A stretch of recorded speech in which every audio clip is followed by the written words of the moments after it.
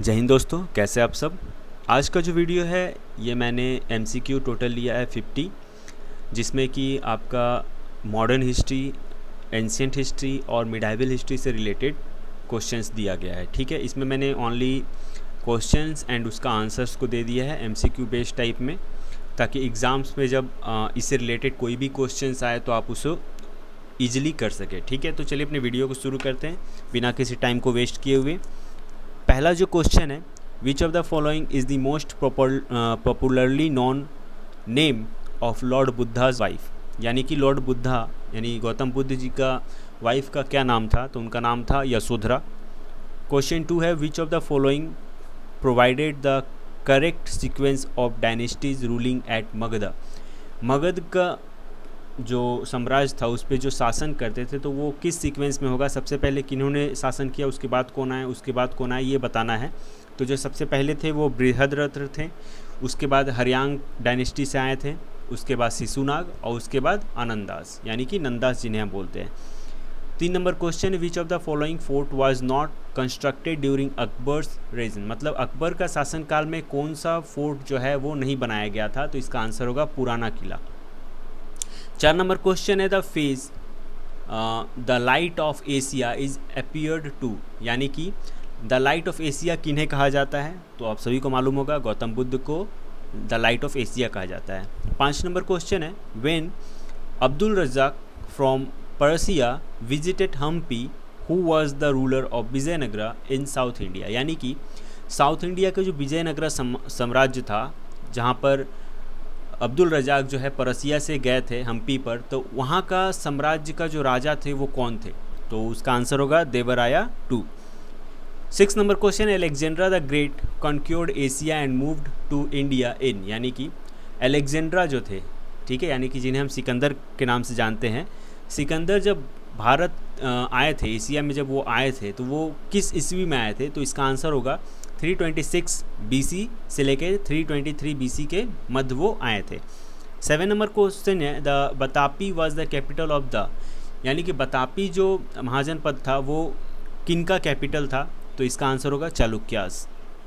8 number question है, in whose honour Gateway of India was build, यानी कि जो गेटवे ऑफ इंडिया है वो किसके ऑनर में बनाया गया था, तो आप सभी को इसका आंसर मालूम होगा किंग जॉर्ज 5 के ऑनर में इसे बनाया गया था। 9 नंबर क्वेश्चन है, the failure of the Wavell plan has been called a break water in Indian political history because, यानी कि जो वेबल प्लान जो है वो फेल हो गया था और उसे break water in India political theory history के नाम से भी जाना जाता है, बोला जाता है उसे।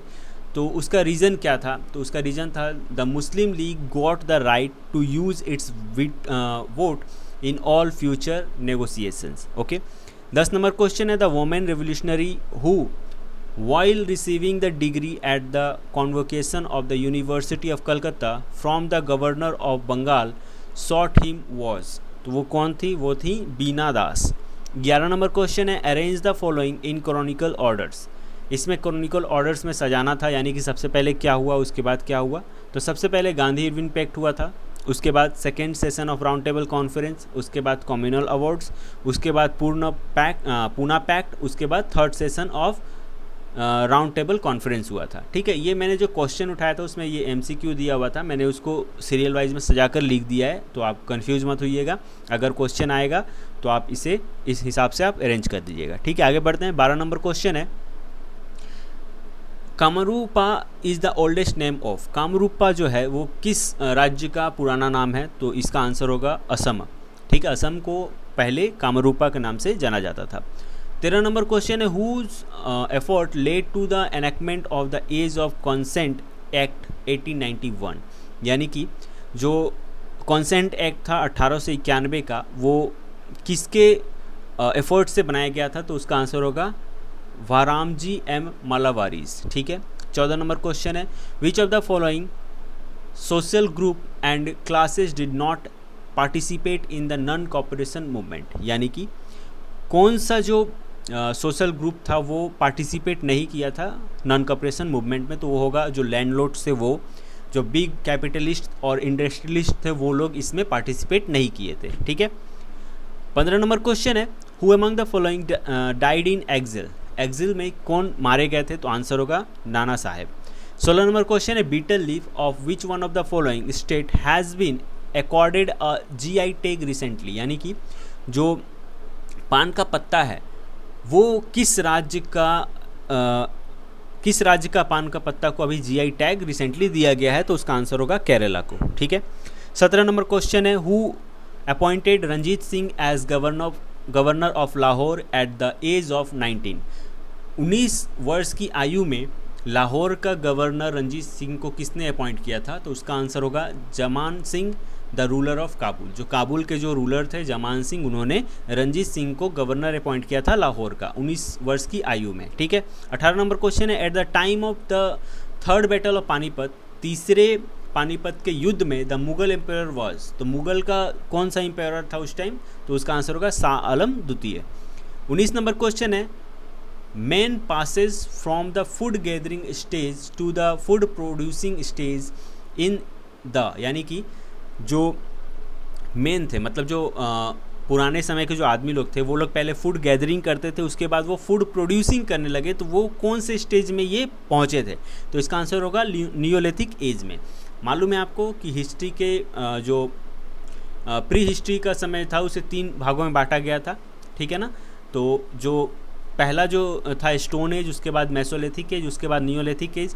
तो स्टोन एज में क्या होता था, वो लोग फूड गैदरिंग करते थे, धीरे धीरे करके वो लोग फूड प्रोड्यूस करने लगे, तो वो जो एज था फूड प्रोड्यूसिंग का उसे नियोलिथिक एज कहा जाता था। आगे बढ़ेंगे।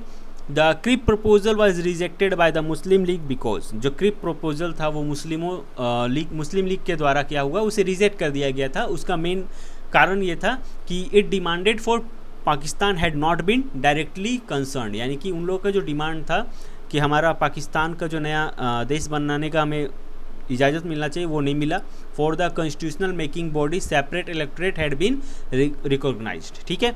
आगे बढ़ते 21 number question the main demand of the Tebhaga agitator was that, यानी कि जो तेबागा एजिटेटर्स का जो मेन डिमांड था वो क्या था? तो वो था 3/4 share of the products be given to the sharecroppers. Okay.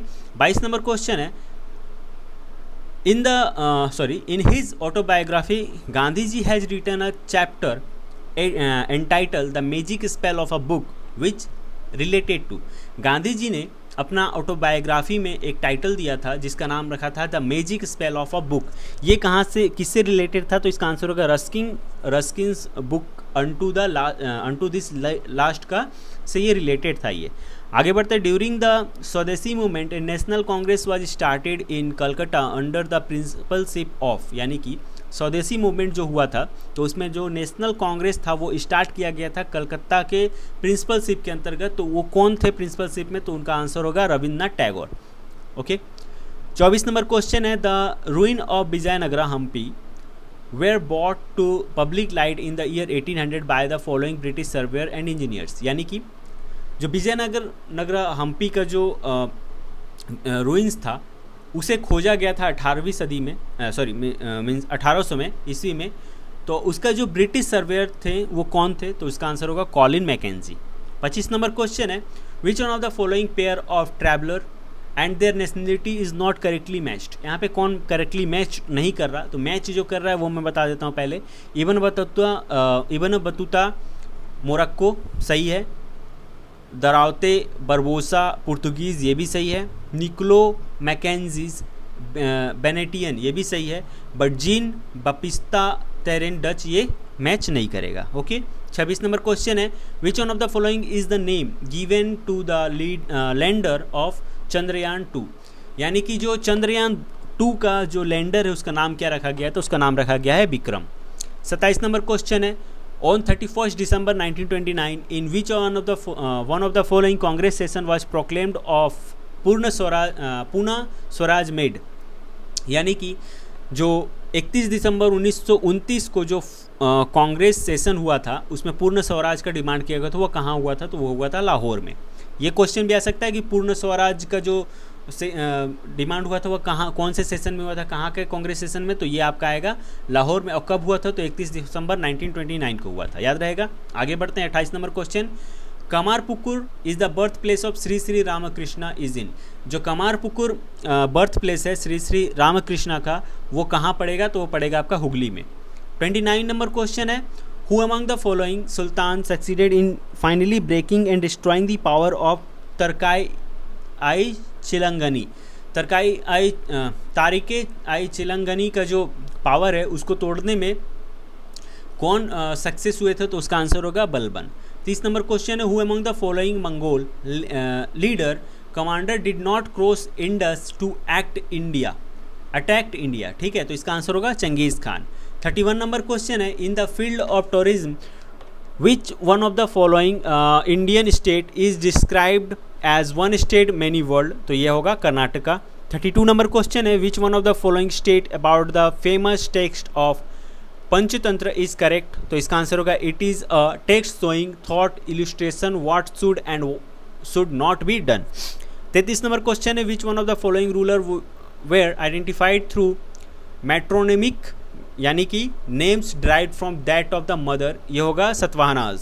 34 number question है, the Tattvabodhi Sabha was established bye, किसके जरिए एस्टैब्लिश किया गया था? Devendranath Tagore in 1839। Okay, who next question है, who believe that the Russian design were an imminent perils to the security and tranquillities of the Indian Emperor in 1836। Answer होगा lord Palmerston. Okay, 36 number है, the work Siyar ul Mutaqherin which describe the battle of Plassey 1757 was written by. जो battle of Plassey हुआ था तो उसका बारे में जो डिस्क्राइब किया गया था आपका सियार उल मुतकाहिरीन, ये किसने लिखा था? तो ये होगा गुलाम हसन ने लिखा था। 37 नंबर क्वेश्चन है, the first delimitations commission in India was constituted in 1952। Okay, आगे बढ़ रहे हैं, the creation of the federal court in India was advocated by which one of the following act और कमीशन? तो आंसर होगा the government of India act of 1935। 39 number question है, the Hunter commission जो कि 1882 का था, appointed the surveyor of the state education in India, किसे किया गया था? Endorse the dispatch of 1854 with greater emphasis on primary education. 40 number question है, which one of the following Ashokan inscript indicates that he did not abolish capital punishment. यानी कि अशोका का जो inscript था उस किस में कौन सा एडिक्ट में ये दिया गया था कि जो कैपिटल पनिशमेंट है वो नहीं दिया जाएगा? तो आंसर होगा पिलर्स एडिक्ट 4 में। नेक्स्ट क्वेश्चन है, which one of the following is a rock cut sculpture of the Mauryan period? Answer होगा दौली एलिफेंट। 42 नंबर क्वेश्चन है, मुंबई जिसे अभी हम मुंबई कहते हैं, acquired by the English originally belong to, किससे बिलोंग करता था? पुर्तगीज से। The main reason for the peasants to join the 1857 revolt was, क्या होगा?